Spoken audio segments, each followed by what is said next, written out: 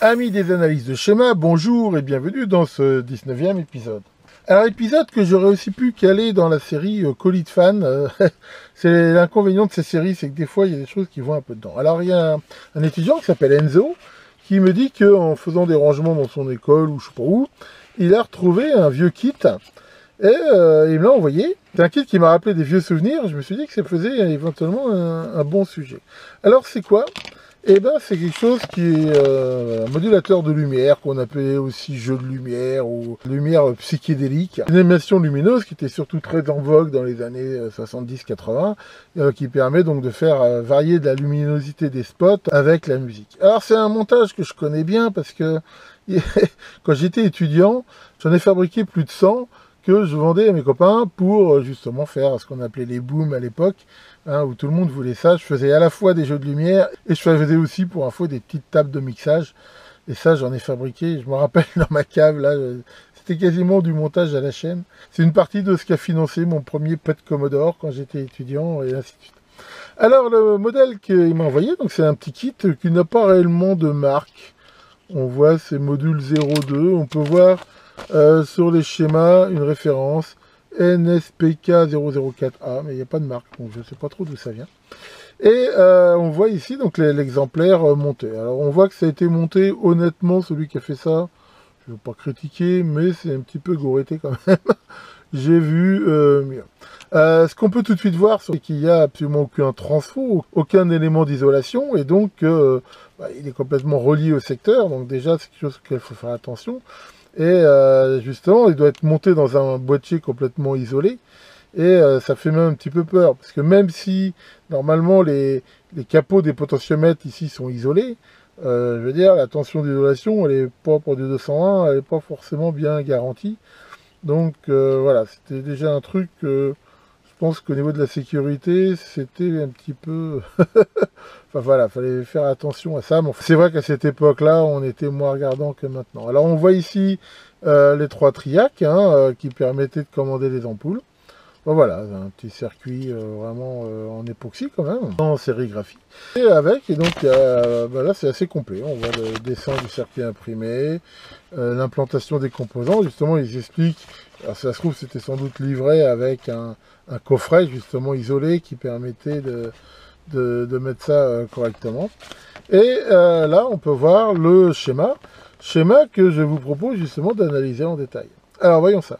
Donc, comme on vient de le voir, il n'est absolument pas isolé du secteur. D'ailleurs, on voit bien qu'il n'y a absolument aucun transformateur. Alors, comme d'habitude, dans les analyses de schéma, on va pouvoir essayer de repérer différentes parties. Donc, on voit que le 220 est ici. Alors, ce qui rend ce schéma un petit peu difficile à lire, c'est qu'il y a à la fois cette ligne de masse ici, voilà, et en bas, ce qui n'est pas tellement conventionnel. Donc, ça fait un petit peu bizarre, en fait, pour le comprendre. Mais voilà, donc la partie, on va dire, de puissance, elle est très simple. On voit que c'est résumé par 3 triacs donc, qui sont en série avec les ampoules.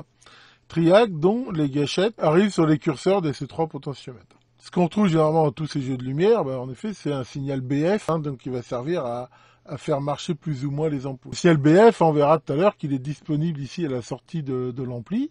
Donc il y a ici ce condensateur-là qui va empêcher la composante continue. Et là, c'est vraiment un filtre, je dirais, très très très grossier, dans la mesure où il y a ce 22 nano là qui coupe un peu les très hautes fréquences.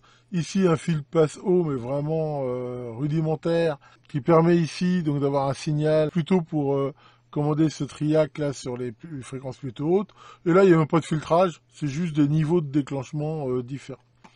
Enfin donc voilà, donc je vais pas rentrer dans le détail du triac rapidement, mais je rappelle que le triac c'est bidirectionnel, contrairement à un thyristor, et que voilà, une fois qu'il y a un niveau de tension suffisant sur sa cachette, il va être passant pendant tout le temps où il passera un courant à l'intérieur, mais comme c'est du 50 Hz alternatif, à chaque demi-période, comme il repasse par zéro, le courant s'annule et ça le rééteint, et donc pour qu'il se rallume, il faut à nouveau qu'il y ait un signal sur la gâchette.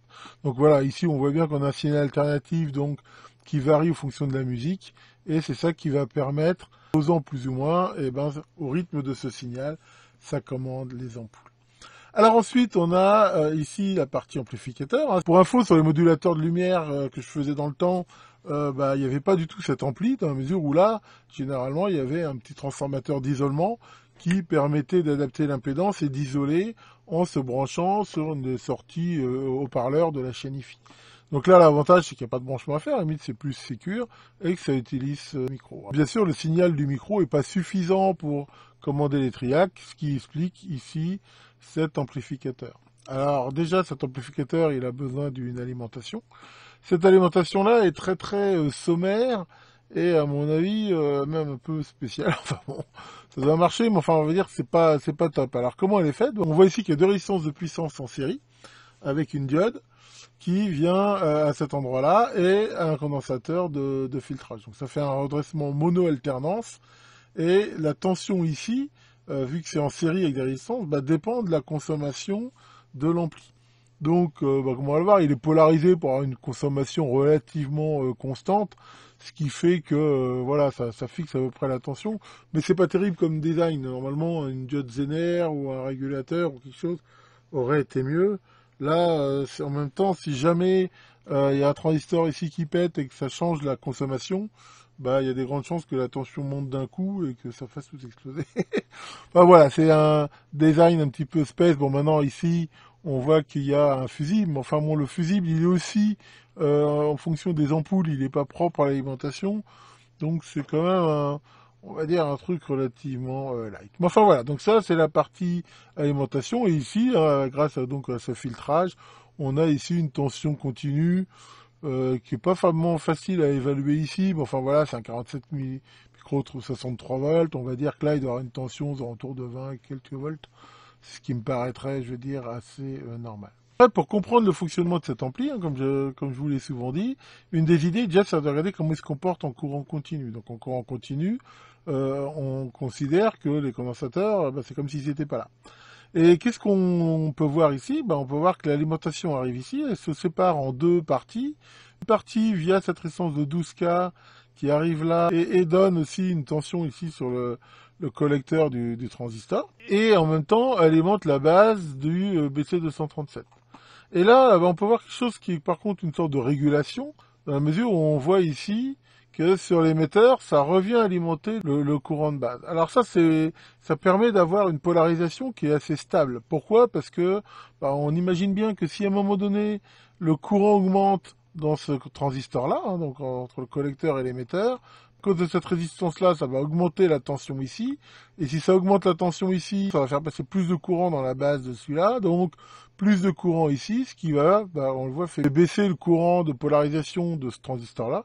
Grâce à ça, on a un courant de repos ici qui est stable et, je veux dire, qui s'auto-régule. Tout ça, c'est calculé pour avoir ici, donc, un point de repos acceptable. En même temps, on voit que la tension à cet endroit-là sert, avec cette résistance-là, à polariser le micro électrète. Je rappelle que les petits microphones électrètes, on peut les considérer un petit peu comme des sortes de condensateurs variables dont la capacité varie avec le son, qui entraîne une variation de courant à leur borne, mais ils ont besoin d'une alimentation, d'une polarisation qui est faite par cette résistance de 10K. Donc voilà pour la partie, on va dire, continue. Donc maintenant, si on regarde les condensateurs, on a ce condensateur ici de capacité assez importante qui va permettre justement d'avoir ici une tension relativement stable pour polariser le micro et là le système. Ce condensateur de 100 nano, en fait, il empêche ici le courant continu de passer, donc il ne laisse bien passer que le signal du micro à la base de l'amplificateur. Là, c'est pareil. Là, si on mettait pas ce condensateur-là, on voit bien que le potentiel de l'émetteur, il suivrait celui de la base et ça amplifierait pas beaucoup. Enfin, ça amplifierait un peu en courant, mais pas du tout en tension. Donc c'est pour ça que, grâce à ce condensateur-là, la tension ici reste stable et n'est pas soumise aux variations du son. On retrouve là un signal donc amplifié avec ce condensateur-là, qui donc coupe aussi la composante continue. Pourquoi ça amplifie, si on regarde un petit peu, on voit que ce transistor-là, il a quand même donc un gain qui est relativement important. Donc on voit que des petites variations ici du courant, à cause du gain du transistor, donc font des variations de courant ici plus importantes. Variations de courant donc qui se font aussi dans cette résistance-là. Donc en faisant varier le courant en bande de résistance, on a déjà ici une tension amplifiée. Variation de tension qui elle-même fait varier le point de fonctionnement du BC237, qui du point de vue alternatif, à cause de ce condensateur-là, est quasiment à la masse, ce qui fait que toutes les variations de courant se retrouvent aussi aux bandes de cette résistance, qui est relativement faible, et donc induisent là une tension beaucoup plus importante, et tension qui va être suffisante pour pouvoir atteindre les tensions de gâchette pour déclencher les triacs. Et pour finir, le dernier composant dont on n'a pas parlé, c'est celui-ci, mais celui-là c'est simplement un antiparasite. On voit qu'il est directement là sur le secteur. L'idée, je pense, là, c'est pour peut-être éviter des déclenchements intempestifs et faire aussi un semblant d'antiparasite, parce que les triacs, tels qu'ils sont là, ils commutent pas au zéro de l'onde, donc ils commutent n'importe quand, et potentiellement ça fait des parasites assez importants. D'ailleurs, c'est pareil, ces jeux de lumière-là, ça aurait été bien plus malin d'y mettre aussi une petite self en entrée pour justement éviter un petit peu les parasites. Voilà pour cette petite explication vidéo du mardi soir. Un grand merci à Enzo de m'avoir envoyé ce schéma, voilà, qui rappellera sans doute, je pense, des souvenirs à certains. C'est vrai que maintenant, il y a toujours des super jeux de lumière et tout, mais je veux dire, c'est un petit peu plus moderne. Généralement, là, je vois dans les booms, les machins, même si c'est pas des endroits où je vais souvent, ça a l'air quand même beaucoup plus sophistiqué, avec des lumières qui bougent assez vite, des tas de clignotants, enfin bon. C'est assez impressionnant. Et tiens, monsieur Maurice. Moi, tu vois, Maurice aussi, moi j'ai des histoires d'humour noir à la con. Est-ce que tu sais ce qui manque pour réunir les Beatles? 2 balles. Bon, allez, vraiment, il se fait bien tard, et il est grand temps pour moi de retourner dans le grand distordu.